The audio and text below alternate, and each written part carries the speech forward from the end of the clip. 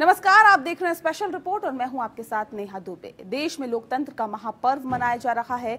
देश की जनता अगले 5 सालों के लिए अपना प्रतिनिधि चुनने को तैयार है और इसके लिए लोकसभा चुनाव की तारीखों का ऐलान भी हो चुका है।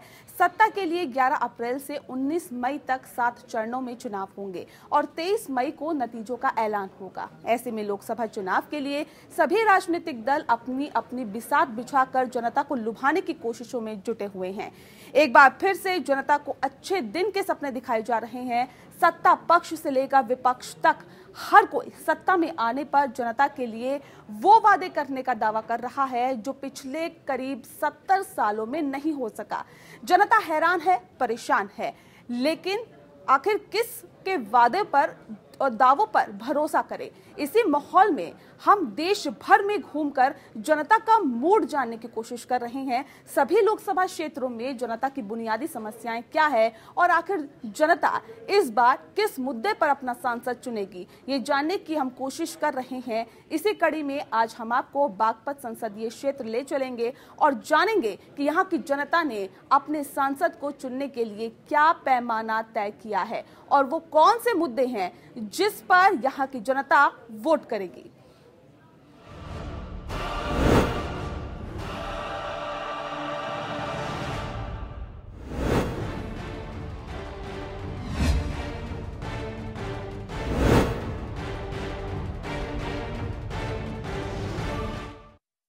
बागपत में पहले चरण में 11 अप्रैल को लोकसभा चुनाव होने हैं। ऐसे में सभी राजनीतिक दलों ने यहां अपने अपने योद्धाओं को चुनावी मैदान में उतार दिया है। जाट बहुल बागपत में सभी दलों ने जातीय समीकरण का पूरा ख्याल रखा है और जाट मतदाताओं के वोट पर कब्जा करने का खासा जोर इस पर दिया जा रहा है। नामांकन वापसी की तारीख बीत जाने के बाद अब यहाँ कुल 13 उम्मीदवार चुनावी मैदान में हैं। बागपत में बीजेपी ने अपने वर्तमान सांसद सत्यपाल सिंह पर ही भरोसा जताया है और 2019 के चुनाव के लिए अपना उम्मीदवार बनाया है।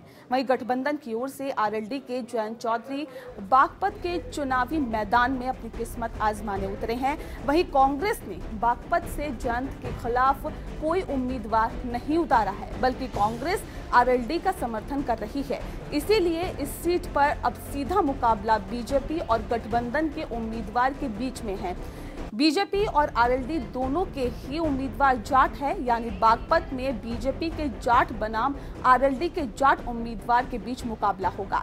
देखा जाए तो बागपत जयंत चौधरी का पुश्तैनी चुनाव क्षेत्र है। बागपत का प्रतिनिधित्व जयंत चौधरी के दादा चौधरी चरण सिंह ने भी किया है। इसके बाद उनके पिता अजीत चौधरी भी यहां से सांसद रहे हैं।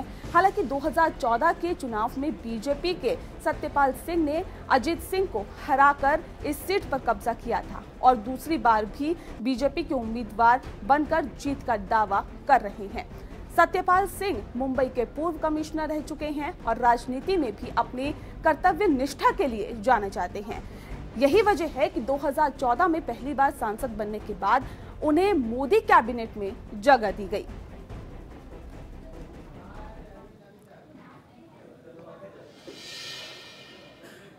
जाट बहुल बागपत में बड़ी आबादी खेती किसानी पर निर्भर है। गन्ना की खेती और चीनी मिल में रुका किसानों का भुगतान यहाँ की राजनीति को प्रभावित करता रहा है। अब जबकि बागपत में 11 अप्रैल को लोकसभा चुनाव होने हैं, तो आइए जानते हैं कि यहाँ की जनता का सियासी मूड क्या है और वो इस चुनाव में किस मुद्दे पर वोट करेंगी।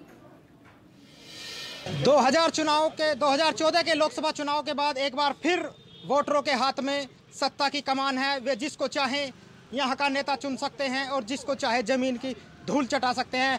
हम इस वक्त मौजूद हैं बागपत जनपद के बड़ौत की उस चौधरी चरण सिंह कर्म स्थली पर जिसने देश को एक प्रधानमंत्री दिया है। लेकिन यहाँ के मुद्दे क्या हैं, कितने मुद्दों का यहाँ पर निस्तारण हुआ है और आगामी लोकसभा चुनाव में मुद्दे कितने हावी होंगे, हम एक बार फिर वोटरों से उनकी जानना चाहेंगे कि आखिर यहाँ के क्या मुद्दे रहे हैं और सरकारें उन पर कितना खरा उतरी हैं। हमारे जो बड़ौत में 2 पटरी हैं, गुराना रोड से सराय रोड तक की और एक जाट कॉलेज से लेके शमशान घाट तक, जहाँ से हमारी पूरी बड़ौत की अगर कोई आदमी एक्सपायर हो जाता है, उसकी जब अर्थी को लेकर चलते हैं तो वो मेन रास्ता है।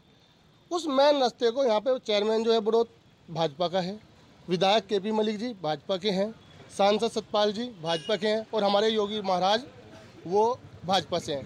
लेकिन दुर्भाग्य बड़ौत का कि अब तक वे सड़क आधा किलोमीटर की कुल सड़क आज तक नहीं बनी, दोनों टुकड़े आधा किलोमीटर के हैं। सबसे बड़ा मुद्दा ये है बड़ौत का। अब की बार फिर से आपके हाथ में चाबी है कि आप जिसको चाहें तो जिसको चाहे हम गठबंधन को वोट देंगे, जयंत चौधरी साहब को वोट देंगे। क्या उन्होंने क्या वादा किया है, बनाएंगे उस सड़क को जिसकी बनवाएंगे, बिल्कुल एकदम बनते ही सांसद निधि से बनवाएंगे। सबसे पहला रोड की तो बात है यही, यहाँ पे गांधी रोड पे ये जैन कॉलेज के पास की जगह है। आप इधर को थोड़ा सा कैमरा घुमाइए भाई साहब। 2014 में ये मुद्दे रहे थे कि भाई हम किसानों को लागत मूल्य का 1.5 गुना मूल्य देंगे। उस पे ये बिल्कुल भी खरे नहीं उतरे। बिजली बिल वे बढ़ा दिए इन्होंने, खाद पे वो बढ़ा दिया, ट्रैक्टर पे जीएसटी वो बढ़ा दी इन्होंने, गन्ना मूल्य इन्होंने 14 दिन में देने की बात करी थी, वो उसका कोई मतलब नहीं है। ये 100% काम होंगे। दिल्ली सहारनपुर हाईवे बन रहा है, रेलवे का दोहरीकरण भी हुआ है, अलग से रेलवे के डब्बे भी लगवाए हैं, अलग से ट्रेन भी चलवाई है, छपरौली का पुल भी बन रहा है और अलग से एक एक्सप्रेसवे हाईवे वहाँ से दिल्ली से अक्षरधाम से लेकर यहाँ तक भी जोड़ा है। सारे विकास हो रहे हैं। ये सब बरगलाने की बात है। किसानों को 24 घंटे खाद मिल रहा है, 24 घंटे बिजली। भाई साहब सुनिए, आप जो किसानों की बात कर रहे हैं, ये पासपोर्ट ऑफिस बनवाया है, पुस्तकालय बनवाया है, क्या क्या नहीं भाई, CGHS हॉस्पिटल बनवाया है, केंद्रीय विद्यालय बनवाया है, क्या विकास नहीं हुआ? विकास का इनका दूर दूर का कोई संबंध नहीं होता। ये ठग हैं और एक ठगों ने मिलकर एक ठगबंधन बनाया। अपने परिवार के भविष्य के लिए गठबंधन है, एक तरफ देश के विकास के लिए माननीय मोदी जी हैं। ये तो केवल अपने परिवार को देख रहे हैं। एक छोटी सड़क का मुद्दा बता रहे हैं आपको, केवल 1 किलोमीटर की बात कर रहे हैं। आप देखिए हाईवे पे काम चल रहा है, बहुत जोरों से काम चल रहा है। सड़कों पे 60% काम हो चुका है और 1 महीने के अंदर वो पूरा काम हो जाएगा। कड़ के जो सड़क कुछ सर्दी ज्यादा भी पाला पड़ गया, वो फिर हाईवे पर चढ़ गई। एक इन्होंने वो जमुना का पुल बनवा दिया, परसूरा तोड़े पड़ गए, ओले पड़ के इतना पानी बह गया, अकवा सारी की सारी उस पुल में बह गई।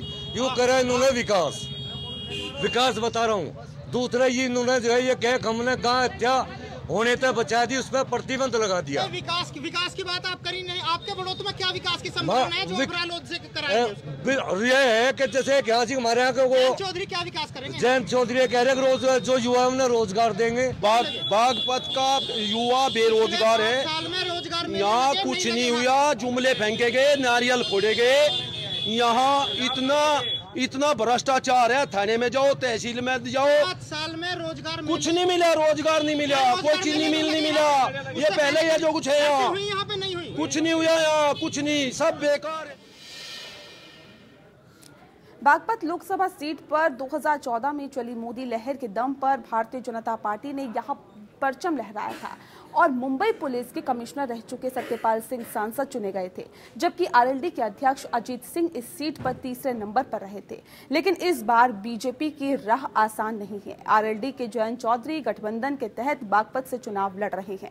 आरएलडी की ये परंपरागत सीट रही है। चौधरी चरण सिंह यहां से 1977, 1980, 1984 में लगातार चुनाव जीते हैं। जयंत चौधरी के पिता और आरएलडी अध्यक्ष अजीत सिंह यहां से 6 बार सांसद रह चुके हैं। अब 2009 के चुनाव में जाट, मुस्लिम और दलित मतों के सहारे आरएलडी इस सीट को बीजेपी से छीनने की कवायद कर रही है।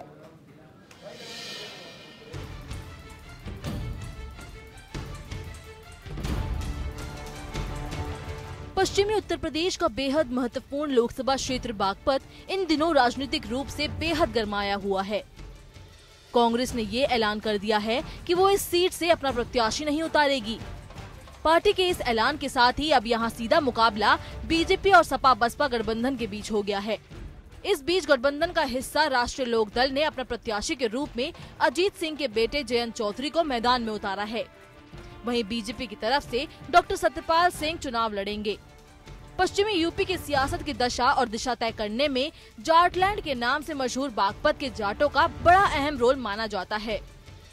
ये जाट वोट का करिश्मा ही था कि राष्ट्रीय लोक दल के अजीत सिंह का बागपत संसदीय क्षेत्र पर 1989 से कब्जा था, लेकिन चौधरी चरण सिंह की विरासत को आगे बढ़ाने के नाम पर राजनीति कर रहे उनके बेटे चौधरी अजीत सिंह को पिछली बार यानी 2014 में जाटलैंड बागपत में हार का मुंह देखना पड़ा था। इतना ही नहीं, 2014 के चुनाव में अजीत सिंह तीसरे स्थान पर रहे थे। पूर्व मुंबई कमिश्नर सत्यपाल सिंह ने बीजेपी के टिकट पर चुनाव लड़कर बागपत जैसी परंपरागत सीट से आरएलडी अध्यक्ष अजीत सिंह को मात दी थी। 2014 के लोकसभा चुनाव में आरएलडी अध्यक्ष अजीत सिंह को पटखनी देकर डॉक्टर सत्यपाल सिंह ने पहली बार बागपत में कमल खिलाया था। सत्यपाल सिंह ने ये सीट 2 लाख से अधिक मतों से जीतकर रिकॉर्ड कायम किया था। इसका इनाम सांसद डॉक्टर सत्यपाल सिंह को मोदी मंत्रिमंडल में मानव संसाधन विकास राज्य मंत्री के रूप में मिला। साल 2014 के चुनाव में इस सीट पर नंबर 2 पर समाजवादी पार्टी, नंबर 3 पर राष्ट्रीय लोकदल और नंबर 4 पर बीएसपी थी।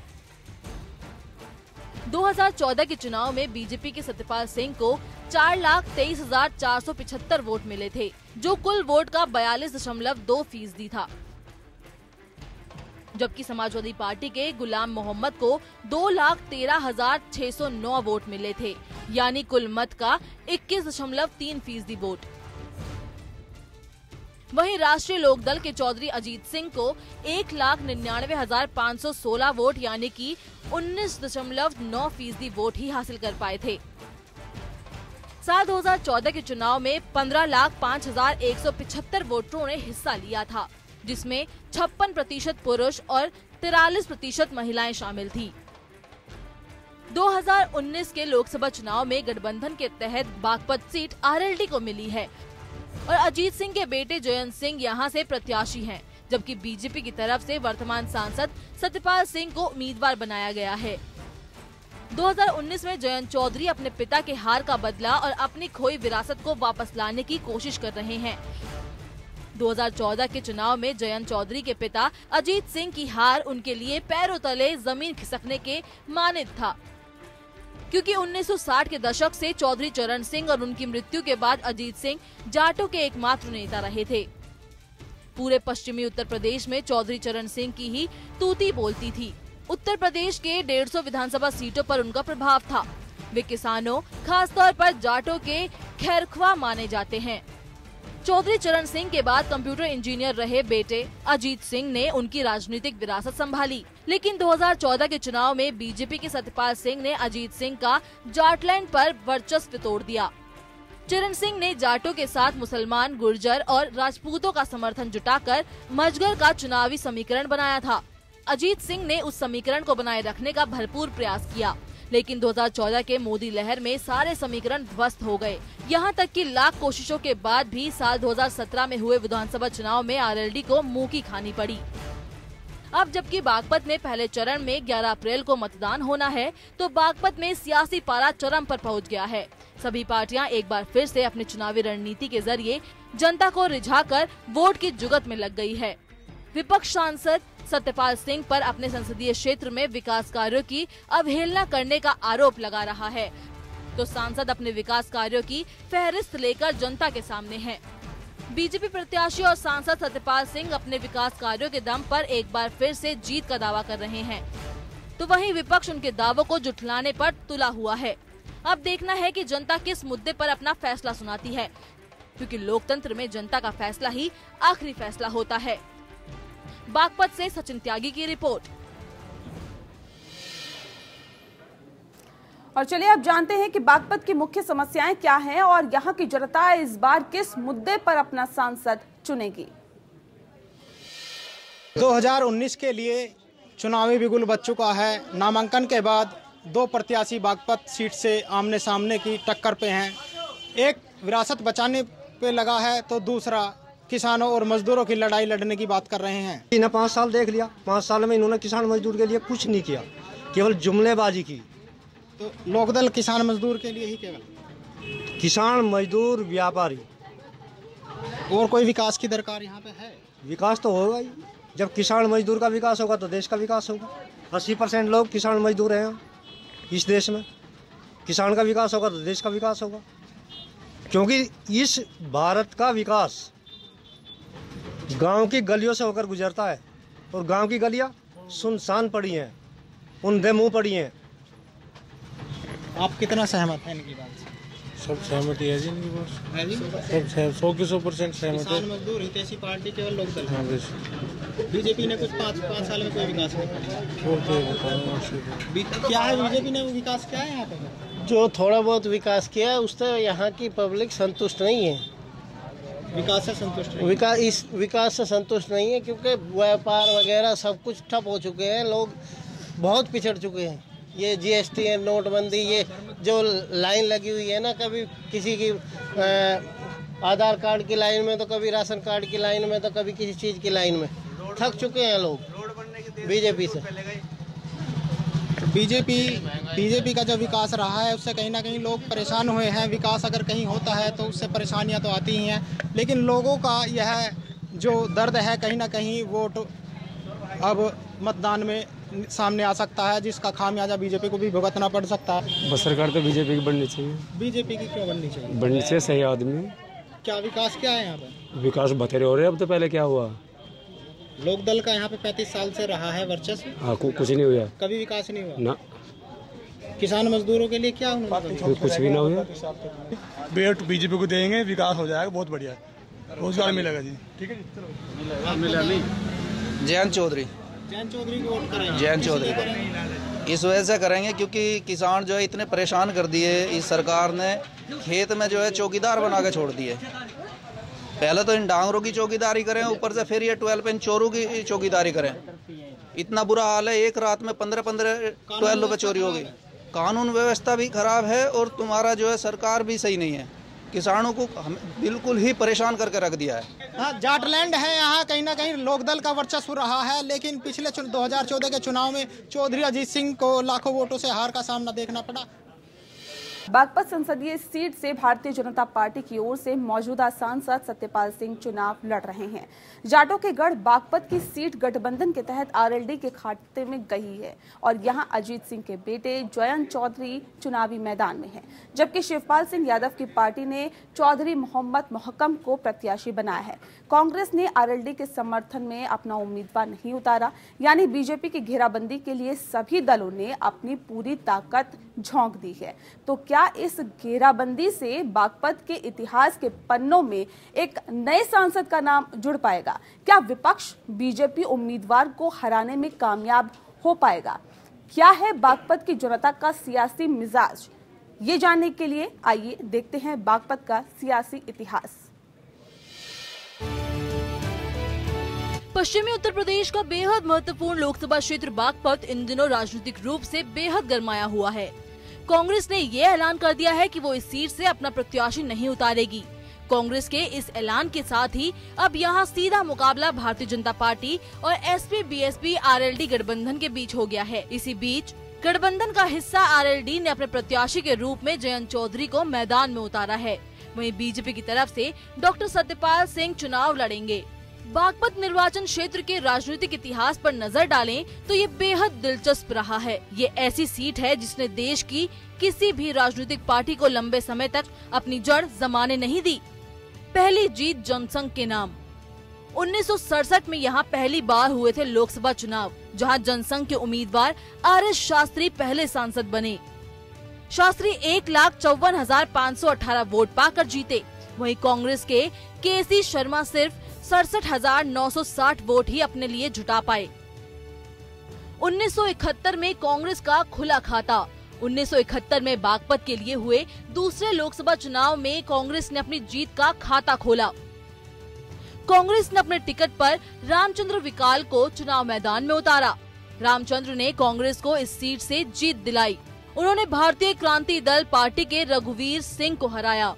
दोनों के बीच हार का अंतर करीब 1,58,010 वोटों का रहा। 1977 में पहली बार लोकदल को मिली जीत। 1977 के बागपत सीट पर सारे समीकरण बदले और भारतीय लोकदल यहां से पहली बार विजेता बनी। बीएलडी ने अपने टिकट पर चौधरी चरण सिंह को खड़ा किया।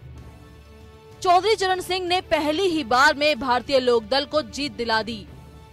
चौधरी चरण सिंह की जीत का सिलसिला यहीं नहीं रुका और वो 1977 के बाद 1980, 1984 में भी लगातार 2 बार सांसद चुने गए।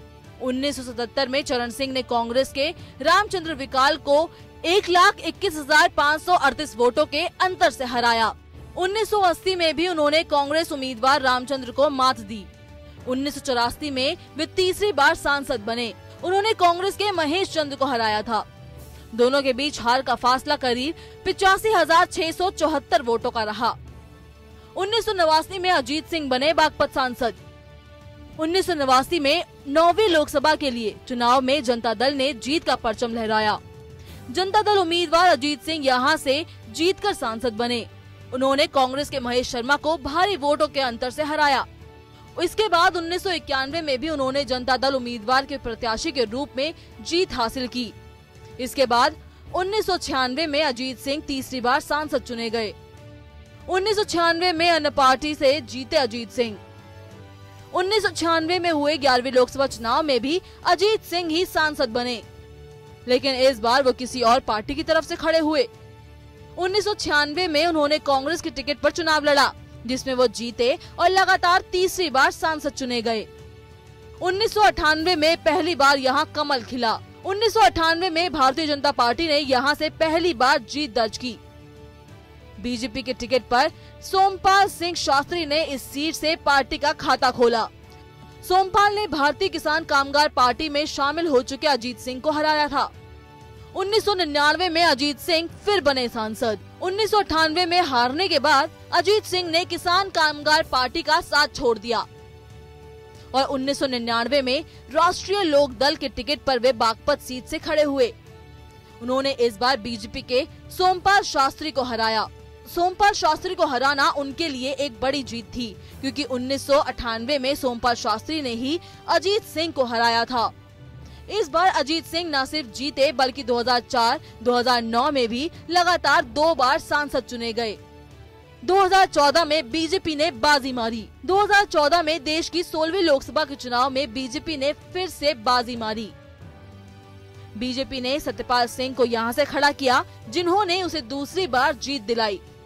अब 2019 के चुनाव में यहां की चुनावी राजनीति किस करवट बैठती है, इस पर सभी की नजर है।